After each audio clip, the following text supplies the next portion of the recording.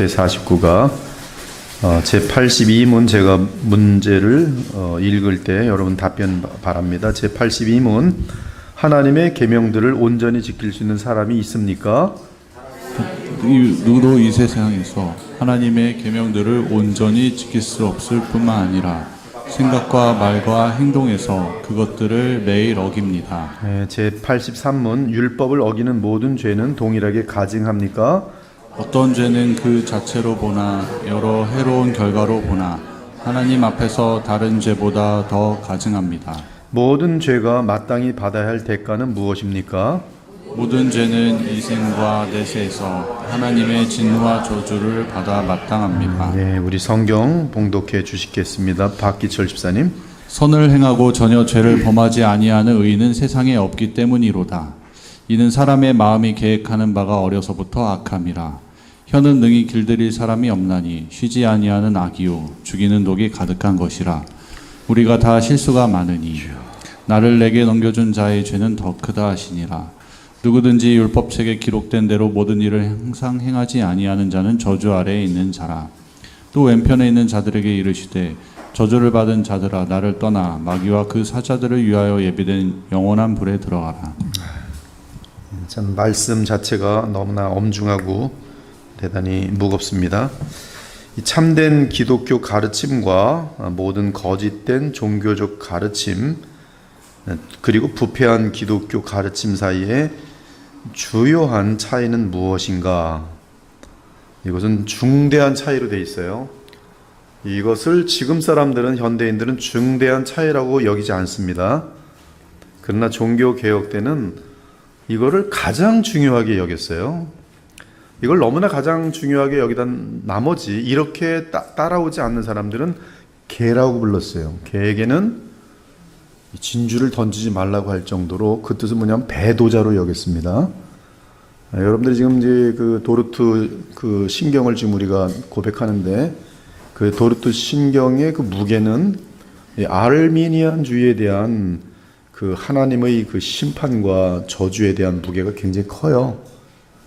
우리는 지금 이 시대에 그 알미니안주의적인 교회들이 많이 있습니다. 그분들에 대해서 우리가 어떻게 다뤄야 될지는 모르겠어요. 종교개혁 때처럼 그렇게 엄하게 다뤄야 되는지. 그러나 우리는 적어도 그들과 우리가 선 노선이 크게 다르다는 사실은 기억하고 있어야 돼요. 그것이 굉장히 작은 차이가 아니란 말이에요. 그 정도는 넘어가서 우리가 같이 하나가 될 수 있지 않겠는가. 그러나 종교개혁자들은 특히 존 칼빈 같은 경우는 그것은 허용되지 않았습니다. 지금 여기서 주요한 차이는 무엇인가? 그것은 다음과 같다. 하나님만이 그분의 백성을 구원하시며 그분께만 찬송과 영광을 돌리기에 합당하다. 모든 거짓되고 부패한 가르침이 있는 제도에서는 구원을 얻는 데 있어서 죄인인 사람에게 어느 정도의 공로를 인정한다. 어느 정도의 공로를 인정한다. 그래서 어떤 사람은 믿음 많은 인간의 것이다. 아니면 인간은 믿음 플러스 그 삶을 살아가는 중에 그래도 착한 행위들이 나타나야 된다. 그래서 구원을 두렵고 떨림으로 구원을 이루어야 되는데 못 이루는 사람은 구원을 탈락한다. 이거 굉장히 무서운 말입니다. 누가 감히 구원을 이룰 수 있는 사람이 있단 말입니까? 그 말 한마디가 되게 무서운 건데 우리는 그렇게 고개를 끄덕거려요. 구원을 이루어야지. 지금 생각 자체가 교만의 극치예요. 구원을 이루어야지. 이 구원을 잇는 데 있어서 죄인인 사람에게 어느 정도의 공로를 인정한다. 이 어느 정도가 머리카락만큼 굉장히 얇더라도 그것은 결국 하나님의 영광을 갉아먹는 그런 바이러스 같은 것이 되고 독입니다. 독. 그래서 솔라 그라시아예요. 오직 은혜입니다. 게다가 이러한 공로를 인정할 때는 보면 회개 때도 나라는 존재가 얼마나 대단한 존재인지 내가 회개해야 된다. 내가 회개해야지만 하나님이 나를 구원하신다.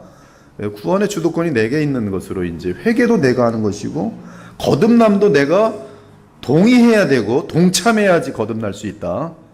거듭남의 하나님의 전능하심이 나의 받을 건지 말 건지에 대해서 막 우왕좌왕하는 하나님 나보다 약한 존재를 만들어버려요. 자유지라는 그런 이름 가지고 견인도 나의 구원의 탈락은 내 손에 달려 있다. 즉 내가 제대로 정신 못 차리면 지옥 떨어진다. 와, 이 가르침은 사실은 한 사람도 빠짐없이 전부 지옥 들어가는 가르침이. 그렇죠?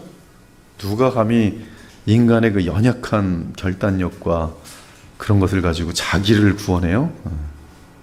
여기 단계마다 다 집어넣는 거예요, 공로를. 그것은 종류별로 다 틀립니다. 자기네들끼리 또 싸워요.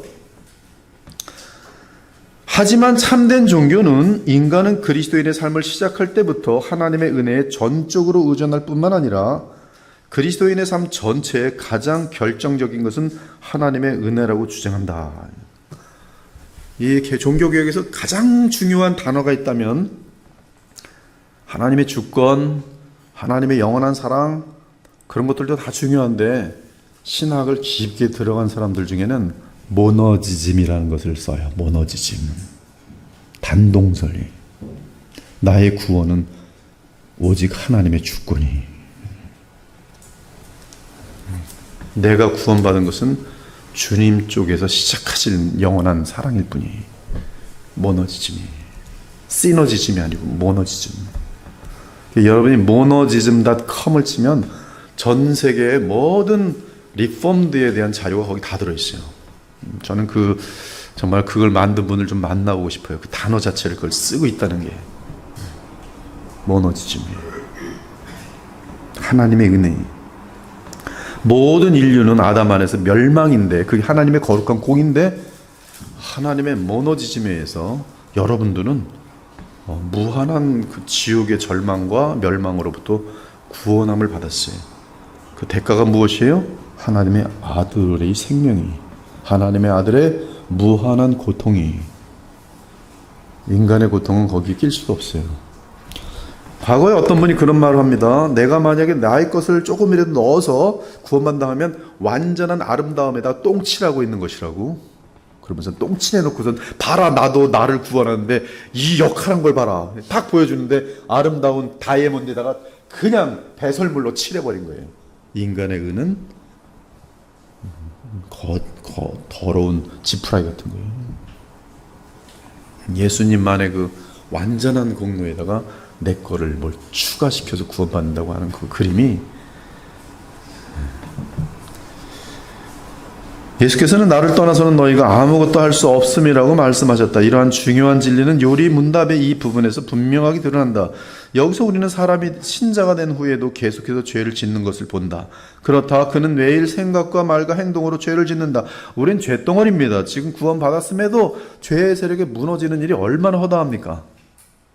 그는 죄를 짓기를 원하지 않는다. 새 생명에 들어오면 죄를 짓기를 원치 않습니다. 주님을 사랑하고픈 마음이 있습니다. 근데 주님을 사랑하고픈 마음이 나의 옛 성품에 나의 옛 사람이란 어떤 세력에 밀려가지고 정말 좌절할 때가 얼마나 많아요. 오라, 나는 공고한 사람, 나 도대체 나란 존재는 무엇인가? 이 고백이 진정한 크리스찬들의 고백이죠.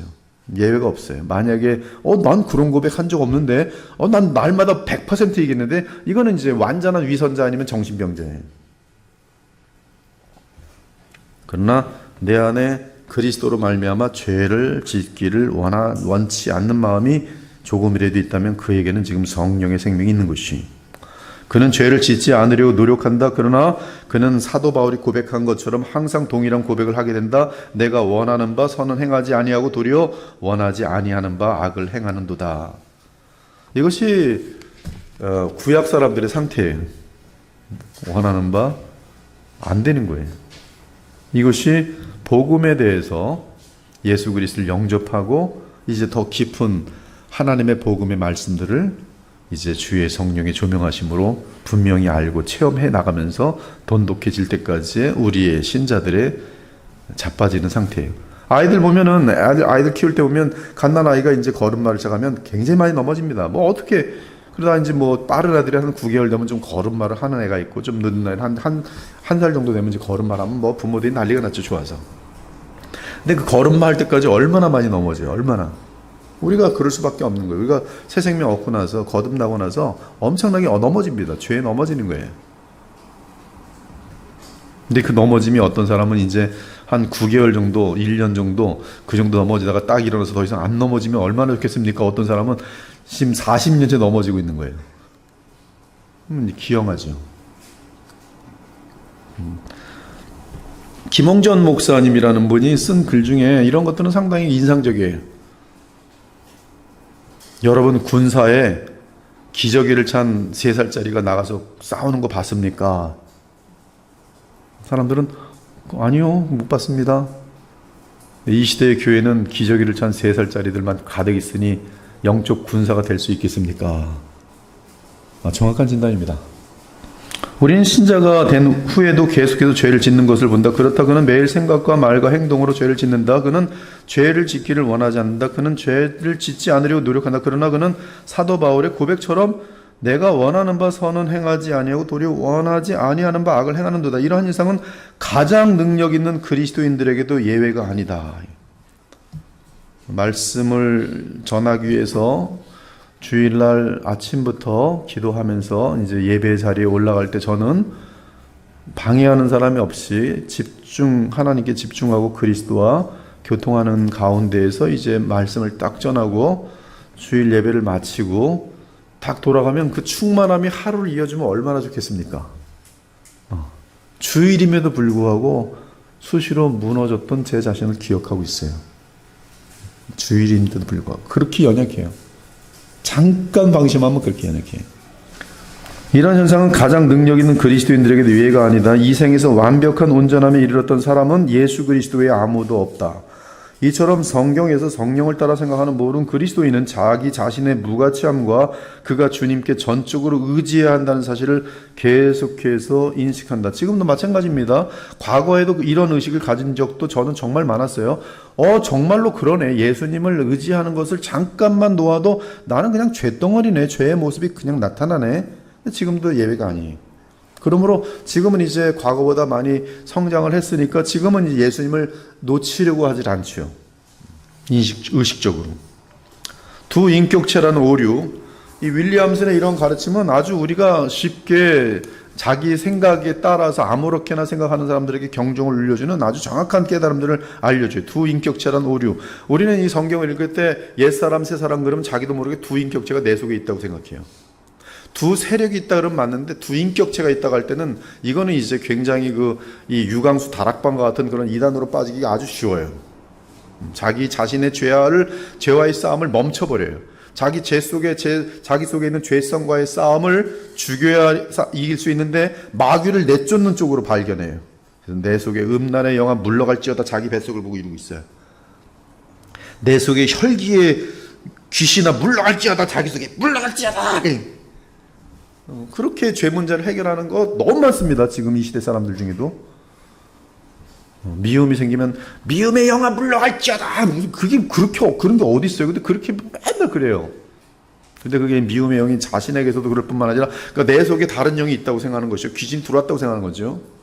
아니면 옛사람이 나에게 지금 이렇게 했으니까 옛사람아 넌 떠나갈지어다. 이 두 인격체라는 오류, 어떤 인간도 죄 없는 삶을 살 수 없다는 진리에 비추어 볼 때 우리는 두 가지 중요한 오류를 경계할 필요가 있다. 첫째, 완전주의다. 이건 뭐 쉬운 거예요.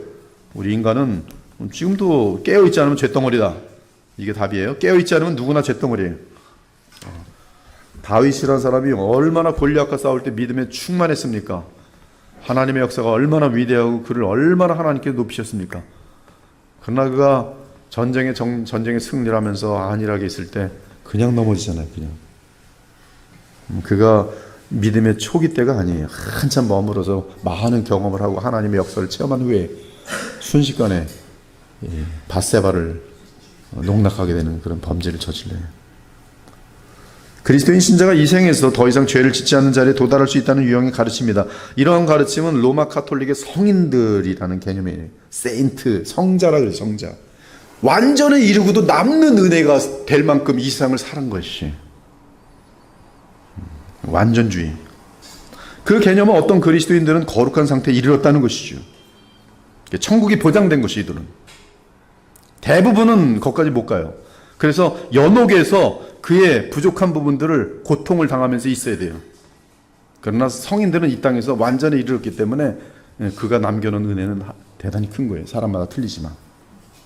그들은 완전함에 이르렀을 뿐만 아니라 심지어 그 이상을 이루었다. 그들은 하나님께서 요구하신 것보다 더 많은 것을 행하였다. 그 남은 것은 초과 공로 또는 잉여 공로라고 불리며 교회의 보물함에 보관되는 공로가 된다. 그러므로 일반적인 그리스도인들은 자신들이 부족한 부분을 메우기 위해 성인들의 이러한 초과 공로로부터 끌어다 사용할 수 있다. 또 다른 예는 이 개신교회 중에서도 하나님 안에서 우리는 완벽에 이르를 수 있다. 한때 이 완전주의가 있었어요. 특히 이 감리교 그런 계통 속에서 완전주의가 있어요. 퍼펙셔니즘이라고 하는데 인간은 이 세상을 살아가는 동안에 죄를 짓지 않는 상태에 이를 수 있다라는 가르침이. 그러나 성경은 이 땅에 그 누구도 죄 없는 삶을 살 수 없다고 분명하게 알려줘요. 왜? 사도 요한이 말합니다. 만일 우리가 범죄하지 아니하였다면 하나님을 거짓말하는 이로 만드는 것이니. 그가 범죄하지 않았다고 생각하는 것은 거울을 안 본다는 뜻이. 거울이 아니면 자기가 만든 거울인데 시커먼 거울이에요. 시커먼 거울 보고 난 하나도 안 더럽구나. 맑은 거울, 깨끗한 거울을 보면 언제 이렇게 더러워졌어 이럴 텐데, 성경이라는 거울을 보지 않고 자기가 만든 어떤 기준들을 만들어 놓으면 나는 왜 이렇게 완전히 그러운 거지? 너는 정말 이 세상에 최고야. 굉장히 깨끗한 사람이네. 스스로 속는 거죠. 하나님을 거짓말하는 거예요. 우린 이러한 오류를 조심해야 돼요. 반면에 이런 완전주의, 이것이 큰 오류지만 다른 하나는 반율법주의입니다. 복음을 빙자한 반율법주의가 이 인터넷상에 대단히 많아요. 반율법주의자들은 자기네들은 너무나 깊은 복음을 발견해서 마음껏 자유를 누린다고 생각해요. 그러면서 이 율법 얘기를 하는 사람들은 저것들은 복음의 복자도 모른다고 하면서 율법은 예수님으로 인하여 다 끝났다는 거예요. 우리는 그냥 예수님만 그냥 바라보면 된다는 거예요. 율법이란 것은 아예 완전히 없애버리라는 것이. 율법 얘기하면 그냥 곧바로 율법주의라고 뭐라 하면서 막 공격을 해요. 반율법주의. 그것은 율법을 반대하는 것을 뜻합니다. 반율법주의. 안티노미아니즘이라 그래요. 안티노미아니즘. 또는 무법주의. 법이 필요 없어요. 성령을 따라 행하면 돼요. 성경 안 봐도 돼요. 이렇게 기도하면서 이렇게 성령을 따라 행하면 돼요. 자기 마음속에 그건 죄야 그러면 이게 죄구나. 이게 양심인지 지 썩은 양심인지 아니면 성령인지 알지도 못하면서 그냥 자기 멋대로 생각해. 이게 이제 실존주의가 되면서 객관적인 진리가 이제 없어지는 것이죠. 그들은 누구나 하나님의 율법을 완벽하게 지킬 수 없기 때문에, 그리고 그리스도는 우리를 위해 율법을 만족시키셨기 때문에 우리는 하나님의 계명들에 순종해야 하는 모든 의무로부터 자유롭다고 말한다. 이런 사람들의 이제 문제는 뭐냐면 죄성과의 싸움 같은 것들은 거기까지 가지도 않아요. 그러면 이제 죄성이 있으면 모순이 되니까 어떻게 해요? 이걸 이그노어, 무시해버린 거죠. 과거에 어떤 사람이 있는데 인간은 죄를 지을 수밖에 없어. 그리고 하나님은 그분의 일은 용서야. 그리고 자기 죄를 짓는 걸 아무 가치를 느끼잖아요. 뭐예요? 반율법주의. 어떤 반율법주의자들은 그리스도인 인격의 두 사람 이론을 주장한다. 이들은 그리스도인은 실제로 두 인격체라고 말한다. 그는 부분적으로 아담 안에 있는 옛사람이고 부분적으로 그리스도 안에 있는 새 사람이다. 이들은 그 사람이란 단어를 오해했어요. 사람을 인격으로 오해했어요. 마치 성경에 나오는 육체를 몸뚱아리로만 오해하는 것처럼, 육체란 대단히 많은 뜻은 죄성이란 뜻이에요. 육체라는 단어가 아니라. 워치만리 같은 경우도 육체라는 단어를 몸뚱아리로 해석했어요. 그래서 이 워치만리는 거룩한 것은 뭐냐면 내 육체 덩어리의 소욕을 죽이면 되는 거예요.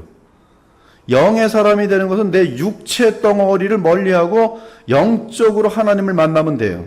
무엇이? 내 소울이, 내 영혼이. 그래서 내 영혼이 나의 자아의 핵심인데, 내 영혼이 영이라는 매체를 통해서 하나님 만나면 영적인 사람이 되는 거고, 영에 속한 1, 2, 3에 나오는 내용입니다. 나의 죄덩어리라는 것을 통해서 이 세상이라는 것을 이 몸을 통해서 육체를 통해서 세상을 자꾸 접하면 그럼 죄인이 되고 약한 사람이 되는 거예요. 그래서 이 워치만이라는 사람을 따르고 그 신학을 받으면 이 사람은 뭐 어떤 사람이 되냐면 금욕주의자가 되겠어요. 잠 많이 자면 안 돼요. 밥 많이 먹으면 안 돼요. 왜? 다 몸의 욕구잖아 지금. 가장 더러운 거는 육체와 육체 연합이에요. 성생활하면 안 돼요. 거룩이라는 것은 성생활이 없어야 되는 거고, 잠을 안 자야 되는 거고, 밥을 조금 먹어야 되는 거고, 그렇죠? 육체 욕구들을 줄이는 것을 거룩이라고 본 거죠. 왜? 워치만리는 그 성경에 나오는 육체 덩어리라고 본 거예요. 그러나 성경에서는 많은 부분에서 육체가 sinful nature, 죄성이, 특히 로마서에 있는 많은 단어들이 내 속에 있는 죄와의 싸움을 예수께서는 분명히 말했습니다. 너희의 입으로 들어가고 나오는 그것이 문제가 아니라 너희 마음 속에 있는 음란과 더러움과 욕심과 이런 것들이 너희를 더럽게 한다. 이 마음의 문제를 잘못된 신학은 엉뚱한 곳에 싸우게 하는 것이죠. 성령론을 잘못 배우면 내 마음 속의 싸움을 그리스도를 붙들고 성령을 붙들면서 나의 옛사람의 그 세력과의 싸움을 나라는 존재가 그리스도를 붙들므로 말미암아 나의 이 세력을 물리쳐야 될 싸움을 아까 말한 것처럼 무슨 귀신을 내쫓는 싸움으로 가본 적이 있더니 그건 다 잘못된 진리이기 때문에 효력이 나타나지 않아요. 백날 귀신 내쫓아봤자 미움의 죄가 사라지지 않아요. 오히려 미움을 더 북돋죠. 그는 부분적으로 아담 안에 있는 옛사람이고 부분적으로 그리스도 안에 있는 새사람이다. 그리스도인이 죄를 지을 때마다 비난받는 것은 옛사람이다. 나는 괜찮은 내 속에 있는 옛사람이 죄를 졌어. 그리스도 안에 있는 새사람은 이렇게 말할 것이다. 나의 옛 본성이 그렇게 행동하는 것은 어쩔 수 없어. 그러나 성경은 그리스도인은 그리스도 안에서 새로운 피조물이 되었다고 말한다. 그는 그의 옛사람과 함께 그의 행위를 벗어버렸다. 우리는 여전히 우리의 지체 안에서 역사하는 죄의 정욕을 가지고 있다. 그러나 우리라는 존재는 이미 그리스도 안에서 새로운 피조물이라는 것이, 이것을 정확히 알 때 내게 새로운 피조물이라는 건 내가 옛사람과 싸울 수 있는 그러한 그리스도의 생명력을 받았구나라는 사실을 분명히 할 때, 그때는 나는 이쪽 편에 자꾸 서게 되면서 나의 그 죄를 짓게 하는 육체, 그것들과 이제 싸울 수 있는 것이 내게 가능하다는 것을 정확히 할 때 싸우려는 동기부여를 갖게 되고, 이때 내 혼자 싸울 때는 반드시 패배하는 것을 체험적으로 경험하게 되면서 그래서 기도하는구나, 그래서 그리스도를 바라봐야 되는구나, 그리스도를 믿고 의지할 때 그리스도께서 성령으로 찾아오셔 나를 도우시는구나, 성경대로 더욱더 예수님을 놓치지 않으려고 붙들었더니 용서할 수 있게 되고, 불평 같은 것들이 제거되고, 분노가 제거되고 훈련이 되는 거예요. 분노 같은 것들이 확 사라지는 게 아니에요. 분노가 막 올라오는데 그걸 짓누르는 거룩한 힘이 내 안에 있는 것을 알게 돼요. 터지려고 그러는데 안 터지는 거예요. 근데 이게 훈련이 되는 거예요. 계속 있긴 해요. 잠재돼 있어요. 근데 터지질 않아요. 사건은 점점 더 억울한 일을 당합니다. 근데 또 더 훈련이 되면서 더 누르는 거예요. 그리고 해결되면 얘는 고개를 나오려고 하는데 못 나오는 거예요. 죽었냐면 안 죽었어요. 아직 있어요. 네, 죽은 것처럼 눌려 있어요. 공급받지 못해요. 눈이나 귀나 지혜가 있어서 여기서 더 잘라버립니다. 훈련이에요. 그것이 영적 훈련이. 우린 여전히 우리의 지체 안에서 역사하는 죄의 정욕을 가지고 있다. 그리고 옛 본성의 효력은 사실상 그리스도인인 우리와 함께하고 있다. 그러나 두 인격 이론은 잘못된 것이다. 그래서 우리는 이 sinful nature, 어떤 뭐랄까, 어떤 그 속성, 어떤 내 안에, 즉 나는 하나예요. 나는 지정의 person, 나는 하나예요. 그리고 이 나라는 존재는 동일한데 죄인이 됨으로 말미암아 죄를 짓고자 하는 그 성향 또는 죄성, 네이처, 그것만 있는 거죠. 거듭나기 전에는. 그러니까 이 성향에 의해서 나는 자원하는 마음으로 죄가 너무나 좋아서 죄를 짓는 것이고, 새 생명이 들어오면 이제 죄를 지으려고 하는데 걸리는 거예요. 왜? 성령께서 우리의 양심을 막 누르시거든. 죄를 지으려면 불편한 거예요. 그러니까 어떻게 해야 돼요? 주님 좀 잠깐만 멀리 가 있어요. 알아요. 자기가 막 싫어요. 성경도 싫고 예배 가는 것도 싫고, 목사님 특히 목사님 제일 싫어요. 그래서 눈으로 보이니까 막 피한다고. 정말 피합니다. 왜? 지금 죄를 신나게 짓고 있거든. 네, 알아요. 알아. 그다음 이제 언제 돌아오는 거 보통 딱 맞고 뭔가 크게 뭐 별거 잃어버린 것도 없습니다. 그러나 하나님께서는 그렇게 해서 이제 돌아오게 하는 것이죠. 그리스도인은 죄에 지배받지 않으려 할 것이다. 그는 죄를 범하게 될지라도 그의 옛 본성을 탓하면서 변명하려 하지 않을 것이다. 그리스도인, 진정한 그리스도인 죄가 범죄할 때마다 뭐래요? 하나님, 나는 죄인이로소이다. 주님, 그럼에도 나를 사랑하시고 나를 거듭나게 하셔서 또 오늘도 주님께로 나아가도록 하시니 저는 참으로 주님의 참된 자녀입니다. 제가 지은 죄로 인하여 많은 결과들이 나지 않도록 지금이라도 제가 이것을 어떻게 처리하길 원합니다. 더 이것과 상쇄되는 착한 일로 주님께 영광되는 삶을 원합니다 하면서 자신의 삶을 자꾸 이쪽 방향으로 이제 그 흔적들을 보면서, 열매들을 보면서 쓰거든요. 그때 즐길 때야 재밌지, 즐길 때야 재밌었지만 욕할 때야 재밌었고, 근데 남의 비밀을 누설할 때야 신났지만, 그러나 그 가져온 결과는 비참하거든.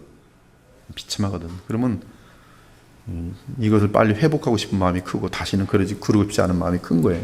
하나님의 은혜죠. 근데 이런 마음 갖는 것 자체가 바로 우리가 거듭났기 때문에 그런 마음을 갖는 것이. 이러한 오류들에 대한 대답, 이 두 가지 오류에 반대하는 참된 신자는 계속해서 하나님께 순종하기 위해 노력할 것이고, 계속해서 자신에게 남아있는 불완전함과 죄를 고백할 것이, 그는 거룩하기를 갈망하기 때문에 하나님의 율법을 사랑한다고 말할 것이, 그는 하나님의 계명을 즐거워하며 무겁다고 느끼지 않을 것이, 그는 그리스도의 장성한 분량까지 자라나기를 구하면서 자신은 이미 죽음에서 생명으로 옮겨진 사실을 확신할 것입니다. 그러나 그는 또한 그가 목표에 아직 도달하지 못했다는 사실을 항상 의식할 것이, 그래서 그는 하나님 앞에서 그의 유일한 의신 예수님만을 바라볼 것이. 그리고 지하 윌리엄스는 빠뜨렸는데 저 같은 경우 추가한다면, 그리고 복음 안에서 복음의 능력을 안다면 죄에 대해서는 회개하고 동시에 쉬지 않고 부활의 주 예수 그리스도를 의식하며 믿고 의지할 것이, 그리하면 주께서 도우시는 성령의 역사를 체험하게 될 것이에요. 그래서 내가 성품이 변화되고 삶이 변화되어서 많은, 여러분 그 삶이 거룩하고 사랑으로 변화되면, 거룩한 사랑으로 변화되면 행복 아니할 수가 없어요. 다 친구들도 다 정말 진실한 친구들을 많이 얻도록 돼 있고요. 제일 중요한 건 가정이 화목할 수밖에 없어요. 가정의 천국이 임할 수밖에 없습니다. 한 사람만 변해도 과거에는 10번 싸우던 싸움이 한 사람만 변하면 5번으로 바로 줄어들어요. 5번으로. 그리고 아예 그냥 지혜롭게 행동하면 싸움이 안 돼요. 싸움을 막 걸어도 싸움이 안 돼요. 되는 듯 하다가 물러가고 싸움이 성립이 안 돼요. 미안해, 잘못했어, 내가 더 주의할게. 여기다 뭘 더 이상 무슨 욕을 해. 화딱지를 내다가도 할 말이 없는 거죠. 계속 할까 말까. 근데 할래는 인간의 양심이 찝찝하고 그러다 에이 관두자 그러고 관두면서 계속 이게 머물러요. 빈도가 확 줄고. 싸움도 습관입니다. 싸우는 사람 맨날 싸워요. 어떻게 그렇게 엄청난 에너지를 가지고 싸워요. 여러분 여러분의 그 돈, 정신력, 이 모든 몸에 있는 힘, 이런 모든 것의 에너지가 가장 많이 허비되는 데가 어디냐면 여러분하고 가까이 있는 사람들이에요. 그들과의 갈등이 생기면 너무너무 에너지를 많이 써요.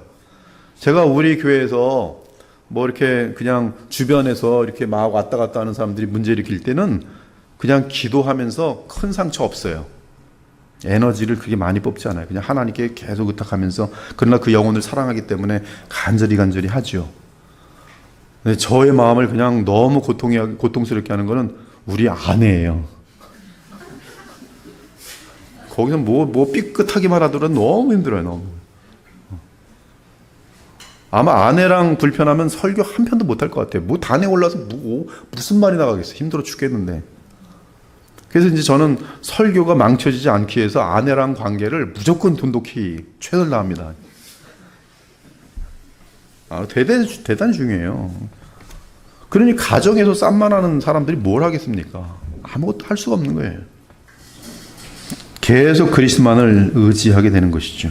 그러므로 참된 신자는 두 가지 면에서 발전한다. 그는 사실상 실제로 점점 더 거룩하여지며 동시에 점점 더 회개하게 된다. 점점 더 많은 것이 보이기 때문에 주의 빛으로 내 속에 저 숨은 과거에는 간교한 것들은 내가 들키지 않았는데 내 스스로도 모릅니다. 저 깊은 간교함이 올라오는 걸 과거에는 그걸 몰라요. 자신을 합리화하면서 나는 떳떳하다 그래. 근데 깊어지면 그 속에 있는 간교함까지 보면서 야, 참 간교하다.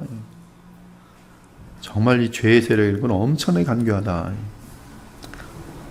신자가 그리스도 안에서 성취한 율법에 대해 더 많은 통찰과 이해를 가질수록 그는 하나님께서 요구하신 완벽함이 얼마나 위대하고 높은지를 깨닫게 될 것이다. 그는 시편 기자처럼 내가 보니 모든 완전한 것이 다 끝이 있어서 주의 계명들은 심히 넓으니이다라고 말할 것이다.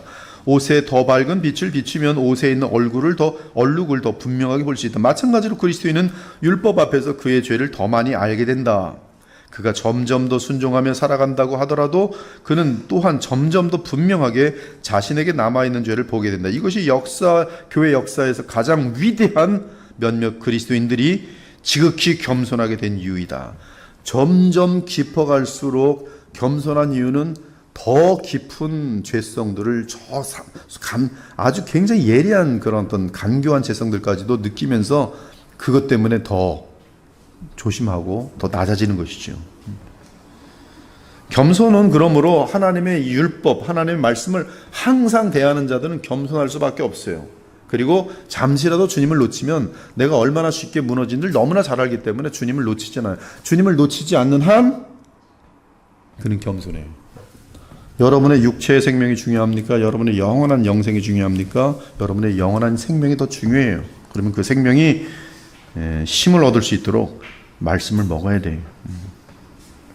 그는 시편 기자처럼 내가 보니 모든 완전한 것이 다 끝이 있어도 주의 계명들은 심히 넓으니다라고 말할 것이다. 옷에 더 밝은 빛을 비치면 옷에 있는 얼룩을 더 분명하게 볼 것이다. 자, 절대적인 교훈. 오늘날 모든 죄가 이생과 내세에 있어서 하나님의 진노와 저주를 받기에 합당하다라는 진리는 거의 받아들여지지 않고 있다. 죄에 대해서 지금 별로 신경 안 쓰죠. 제가 이미 말씀드린 것처럼 미국에서는 그런 어떤 성적인 범죄에 대해서 스포츠라 그래, 스포츠. 그러니 무슨 하나님의 율법, 하나님의 진노, 하나님의 심판 전혀 들어가지도 않습니다. 이 세상 사람들도 마찬가지. 지금 여기 교회 밖에 나가서 하나님의 심판이 임할 것입니다. 빨리 예수님 믿으십시오. 천국을 보장받으십시오. 웃기고 앉아있는 너나 믿어 이러지. 정말 콧방귀도 안 낍니다. 이제 가장 끔찍한 범죄들조차도 정신질환, 열악한 환경, 사회가 다 만들었어. 우리 사회가 제대로 돼야 돼. 그러면 이제 범인은 없어지고 아무것도 없어지고 사회는 뭔지도 모르고 사회로 쑥 들어가요. 그렇게 변명되고 심지어 합리화됩니다. 어떤 죄악이든 다 합리화돼요. 살인도 합리화되고 도둑질도 합리화되고 동성애도 합리화되고 성범죄도 합리화되고 다 합리화돼요. 사형은 지금 많은 세상에서 나라에서 폐지됐어요. 범죄자는 처벌이 아니라 치료가 필요하다고 말해요.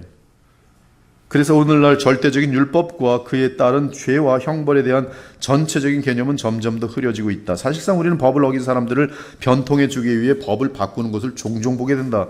지금 국회라고 하는 데서는 자기네 편이 누가 법을 지면 죄를 지면 그 죄를 가지고 망하면 안 되니까 죄를 가지고 합리화시키는 법으로 막 통과시켜 버리는 거예요. 그렇다면 요리문답의 이 부분의 가르침은 얼마나 이 시대에 중요한가? 그것은 생명과 죽음의 문제다. 영생과 지옥의 문제. 우리에게 그리스도가 절박하게 필요하다는 사실을 알게 해주는 것은 율법밖에 없어요. 율법을 비춰줘야지만이 내가 얼마나 법을 어겼고 하나님 앞에 무서운 죄인인지를 알게 되고, 이것도 성령께서 역사하실 때 더더욱 그럴 수 있어요. 그래야지만이 또한 예수 그리스도만을 의지할 수밖에 없도록 되어 있는 것이. 그래서 예수님께서 뭐라 그랬어요? 건강한 자에게는 의원이 필요 없고 병든 자라야 의원이 필요해요. 근데 그 문맥은 바로 자신이 죄인이라는 사실을 아는 자들이 그리스도를 더 필요로 한다 이거예요. 바리새인들은 자기 의 때문에 예수를 필요로 하지 않았어요. 그러나 창녀와 세리들은 이미 공인된 죄인들이기 때문에 그들은 복음을 받아들이는 데 있어서 빨리 받아들일 수 있었어요. 그것은 다음과 같이 말한다. 하늘에 계신 아버지 온전하신 같이 너희도 온전하라. 그러나 누가 완벽한가? 오직 한 분뿐이다. 그러므로 율법은 그리스도인을 위한 순종의 규칙이지만 굉장히 아름다운 말이에요. 구원해 주신 그리스도께 어떻게 감사를 표현해야 하는지 그것이 지금 신자들의 율법이에요. 우리에게 율법은 어떻게 주님께 감사를 드려야 합니까? 이 무한한 구원의 은혜를 어떻게 감사해야 되니까 예수님 뭐라 그래요? 주님 뭐라 그래요? 율법을 지키라. 계명을 지키라. 계명을 지키면 너는 나를 닮게 될 것이다. 그것이 나를 영화롭게 하는 것이다. 그러나 그것은 회심 전에는 우리를 언제나 주님께로 돌아가게 만들고 주님만을 바라보게 만드는 그 역할을 해요. 그것이 바로 율법의 기능이죠.